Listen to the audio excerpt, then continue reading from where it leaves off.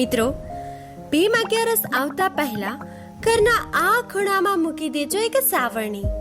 બદલાઈ જશે ભાગ્ય. જી હા મિત્રો, આ ભીમ અગિયારસના દિવસે ભલે તમે કંઈ ના કરો, પણ આ એક ઉપાય કરવાનું ભૂલતા નહીં. નમસ્કાર મિત્રો, સ્વાગત છે તમારું અમારી યુટ્યુબ ચેનલ વાસ્તુ સભામાં. હે ભગવાન વિષ્ણુ, જે પણ આજના આ વિડીયોને લાઈક કરે, અમારી આ વાસ્તુ સભા ચેનલને સબસ્ક્રાઇબ કરે અને કોમેન્ટમાં જય ભીમ અગિયારસ લખે, તેની દરેક સમસ્યા દૂર કરી તેની બધી જ મનોકામના પૂર્ણ કરી દેજો. મિત્રો, શું તમે ક્યારેય વિચાર્યું છે કે આપણા ઘરમાં રોજ ઉપયોગમાં લેવાતી એક સામાન્ય સાવરણીને આપણા પૂર્વજો એટલું મહત્વ કેમ આપતા હતા? આખો દિવસ ઘરની સફાઈ કરનાર આ સામાન્ય વસ્તુને કેટલાક લોકો આજે પણ માત્ર એક સાધન નહીં, પરંતુ તેને ઘર વ્યવસ્થા, સ્વચ્છતા અને શુભતાનું પ્રતીક તરીકે જુએ છે.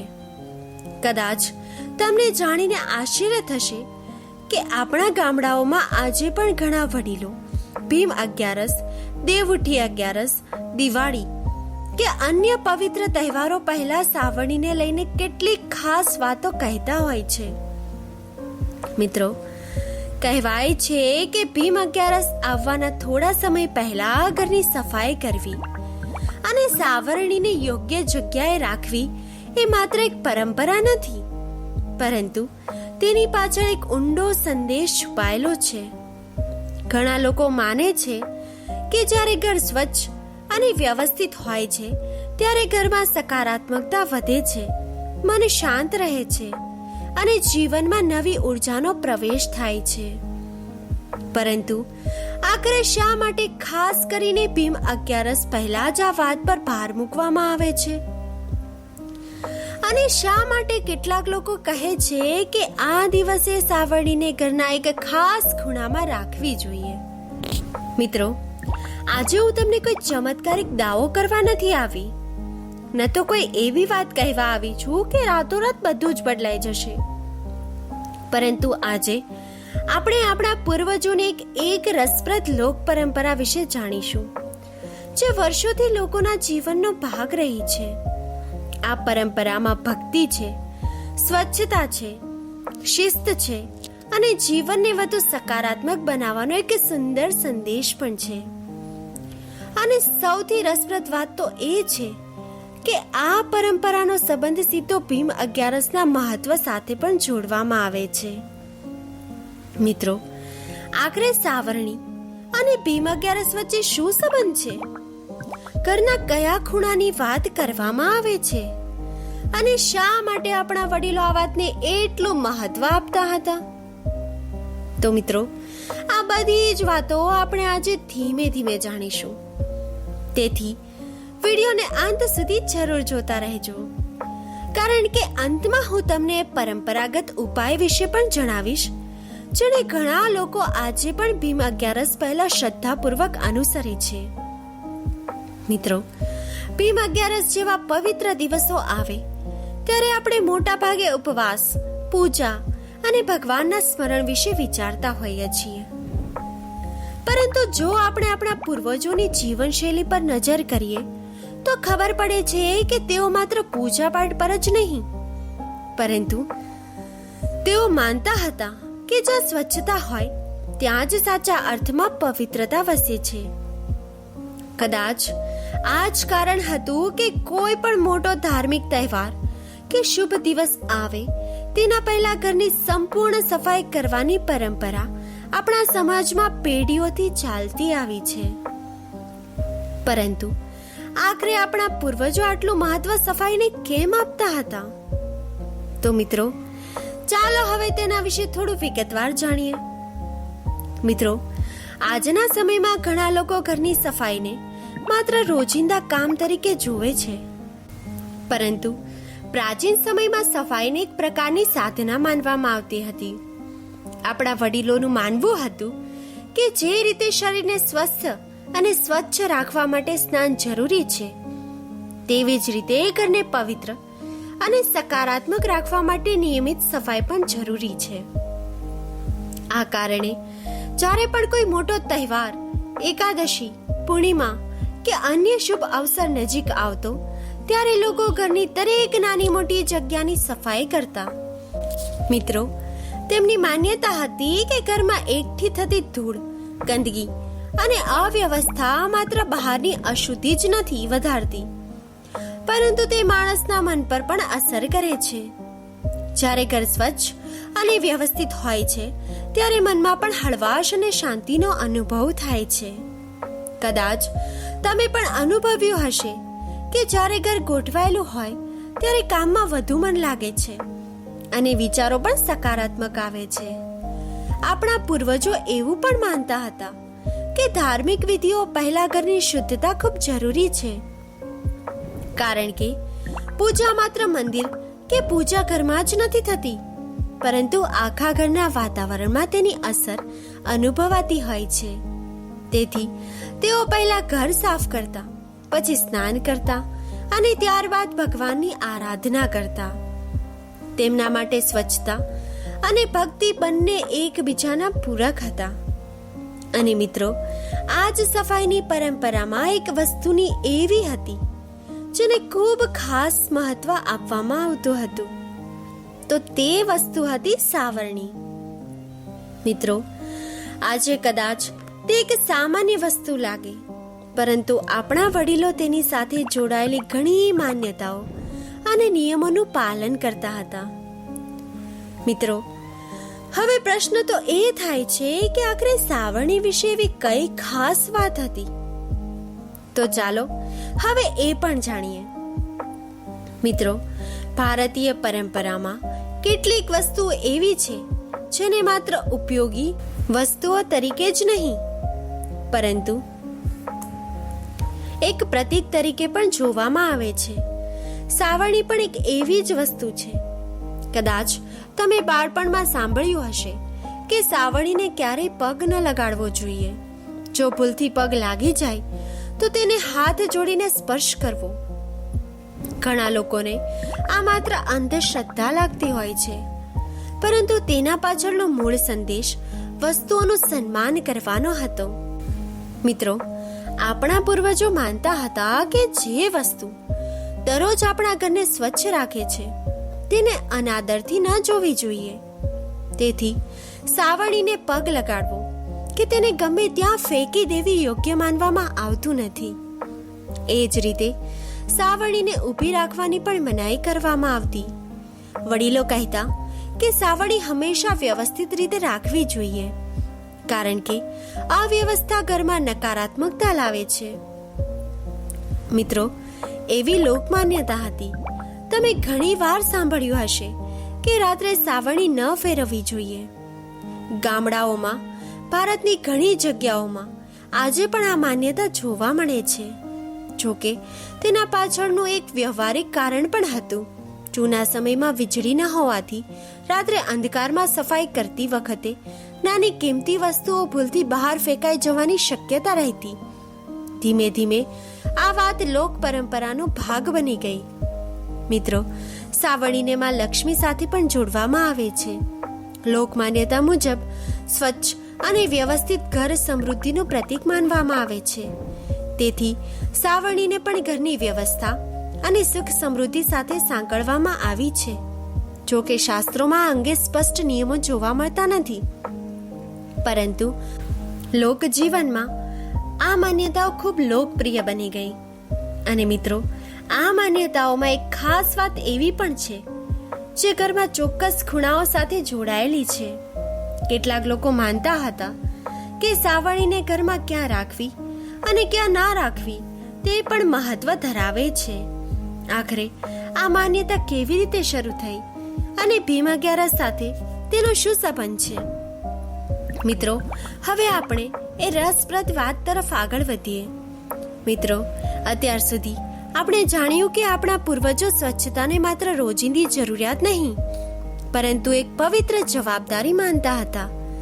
સાવરણી સાથે જોડાયેલી અનેક માન્યતાઓ પણ આપણે જાણી, પરંતુ અહીં એક પ્રશ્ન હજુ પણ બાકી છે. જો સાવરણી માત્ર સફાઈનું સાધન છે, તો પછી આપણા વડીલો તેને ઘરના કેટલાક ખાસ ખૂણાઓમાં રાખવા પર જ કેમ ભાર આપતા હતા? આખરે ઘરના ખૂણાઓનું એવું શું મહત્વ હતું કે જેના વિશે ખાસ સૂચનાઓ આપવામાં આવતી હતી? તો મિત્રો, ચાલો હવે આ રસપ્રદ વાતને સમજવાનો પ્રયત્ન કરીએ. મિત્રો, ભારતીય પરંપરામાં ઘર માત્ર ઈંટો અને દિવાલોથી બનેલું એક મકાન નથી માનવામાં આવતું. આપણા પૂર્વજો ઘરને એક જીવંત ઉર્જાનું સ્થાન માનતા હતા. આ જ કારણ છે કે ઘરના દરેક ભાગ, દરેક રૂમ અને દરેક દિશા વિશે અલગ અલગ માન્યતાઓ વિકસતી હતી. ખાસ કરીને ઈશાન ખૂણો એટલે કે ઉત્તર પૂર્વ દિશા અત્યંત પવિત્ર માનવામાં આવતી હતી.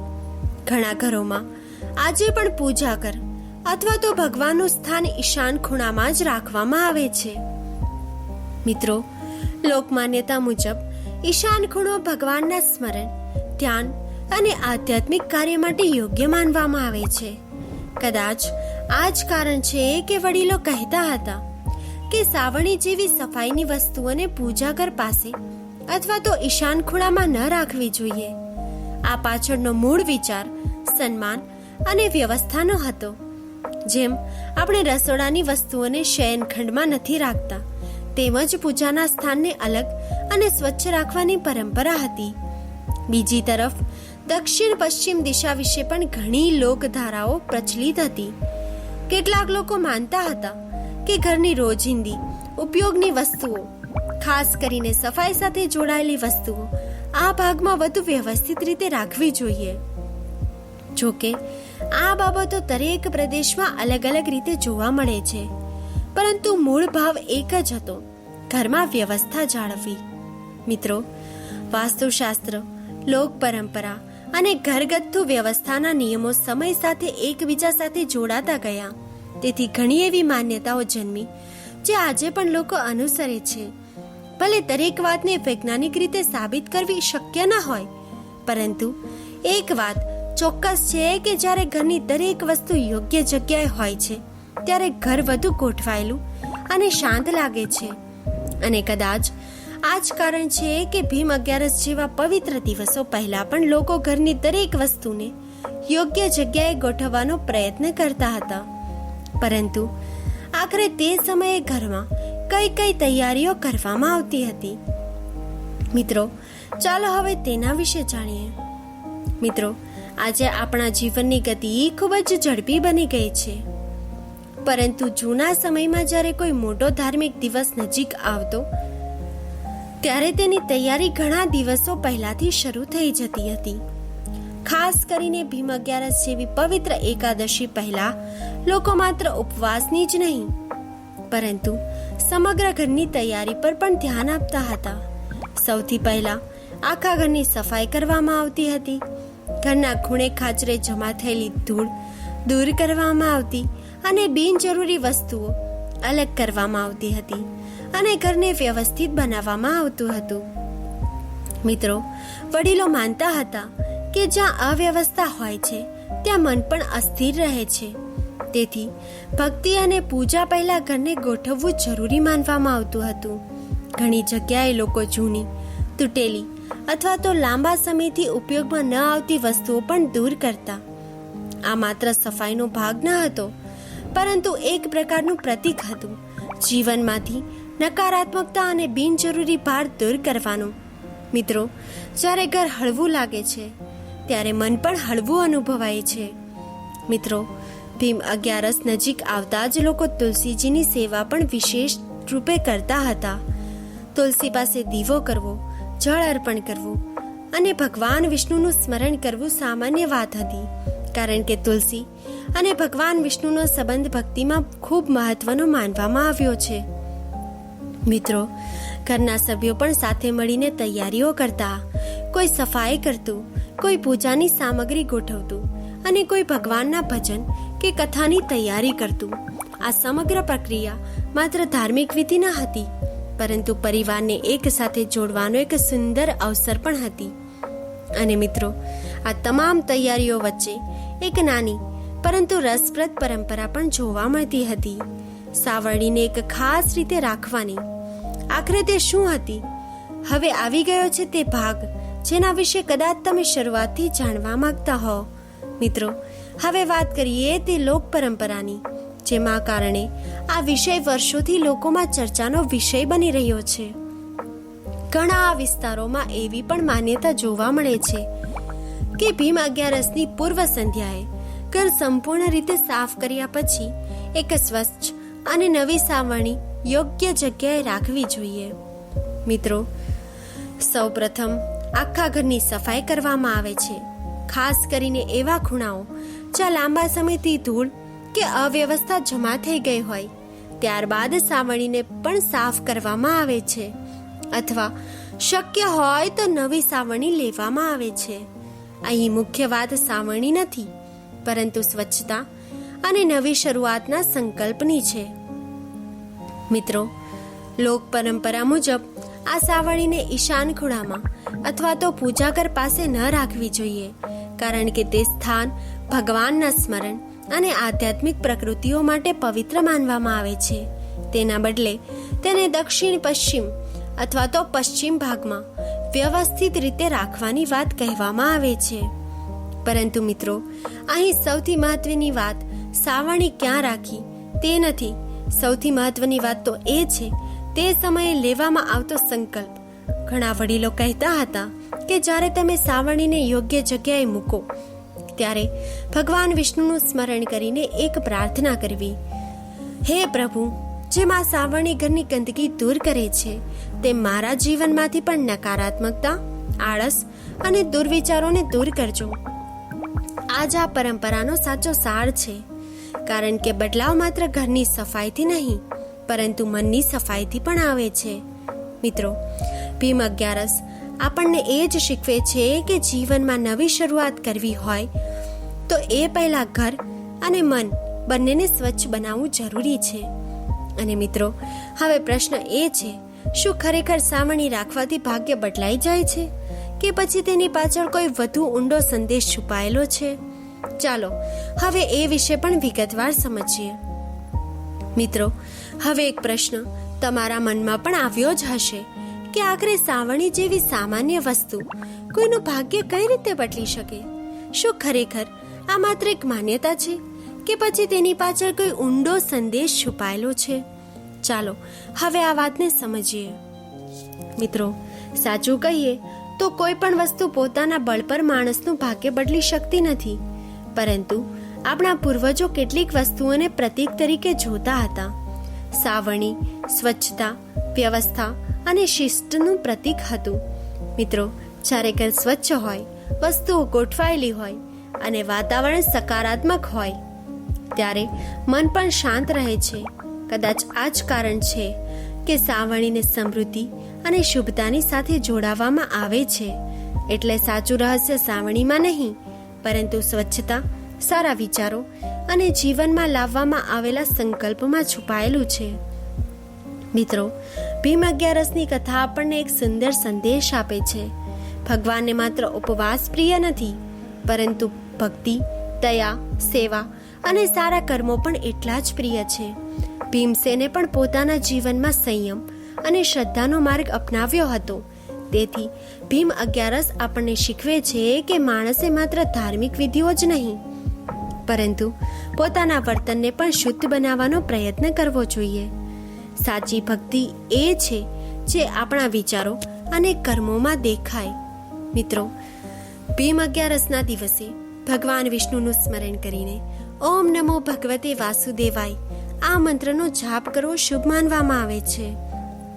તુલસીજીને જળ અર્પણ કરવું, ગાયને રોટલી ખવડાવી અને પક્ષીઓને દાણા નાખવા જેવી સેવાભાવની પ્રવૃત્તિઓ પણ કરી શકાય છે. મિત્રો, શક્ય હોય તો જરૂરિયાતમંદ લોકોને દાન કરવું, વડીલોના આશીર્વાદ લેવા અને પરિવાર સાથે ભગવાનની પ્રાર્થના કરવી. કારણ કે ભીમ અગિયારસનો સાચો સંદેશ માત્ર ઉપવાસ નહીં, પરંતુ ભક્તિ, સેવા અને સારા કર્મોમાં રહેલો છે. મિત્રો, આજે આપણે ભીમ અગિયારસ સાથે જોડાયેલ એક સુંદર લોક પરંપરા વિશે જાણ્યું, પરંતુ આ આખા વિડીયોનો સાચો સંદેશ માત્ર સાવરણી ક્યાં રાખવી કે કયો ઉપાય કરવો એટલો જ નથી. સાચો સંદેશ તો એ છે કે ભીમ અગિયારસ જેવા પવિત્ર દિવસો આપણને પોતાના જીવન તરફ ફરી એકવાર નજર કરવાની તક આપે છે. જે રીતે આપણે ઘરની ગંદકી દૂર કરીએ છીએ, તેવી જ રીતે મનમાં પહેલા નકારાત્મક વિચારો, ક્રોધ, ઈર્ષા અને આળસને પણ દૂર કરવાનો પ્રયાસ કરવો જોઈએ. કારણ કે જ્યારે ઘર સ્વચ્છ હોય, મન શાંત હોય અને હૃદયમાં ભગવાન પ્રત્યેની શ્રદ્ધા હોય, ત્યારે જીવનમાં સકારાત્મક પરિવર્તન આપમેળે આવવા લાગે છે. મિત્રો, આ ભીમ 11ને ભગવાન વિષ્ણુના ચરણોમાં પ્રાર્થના કરીએ. તેઓ આપણા ઘરમાં સુખ, શાંતિ અને સદબુદ્ધિનો વાસ કરાવે. મિત્રો, આપણા પરિવારને સ્વસ્થ રાખે, દરેક મુશ્કેલીમાં યોગ્ય માર્ગ બતાવે અને ભક્તિના પ્રકાશ હંમેશા આપણા જીવનમાં જળવાઈ રહે. મિત્રો, જો તમને આજની આ માહિતી અને લોક પરંપરા ગમી હોય તો આ વિડીયોને લાઈક જરૂર કરજો. તમારા પરિવારજનો અને મિત્રો સાથે શેર કરજો, જેથી તેઓ પણ ભીમ 11ના આ સુંદર સંદેશ વિશે જાણી શકે. અને જો તમે વાસ્તુસભા પરિવારના સભ્ય ન હો તો અમારી આ ચેનલને સબસ્ક્રાઇબ કરી બેલ આઇકન જરૂર દબાવજો, જેથી આવી જ ધાર્મિક કથાઓ, વ્રત ઉપાસનાની માહિતી અને ઉપયોગી પરંપરાનો વિડીયો તમને સમયસર મળતો રહે. મિત્રો, હવે કોમેન્ટમાં જરૂર લખજો જય ભીમ 11. તમારી એક કોમેન્ટ ભગવાન પ્રત્યેની તમારી શ્રદ્ધાનું પ્રતીક બની શકે છે. ધન્યવાદ. ફરી મળીએ એક નવી અને રસપ્રદ ધાર્મિક માહિતી સાથે. જય શ્રી હરિ વિષ્ણુ. મિત્રો.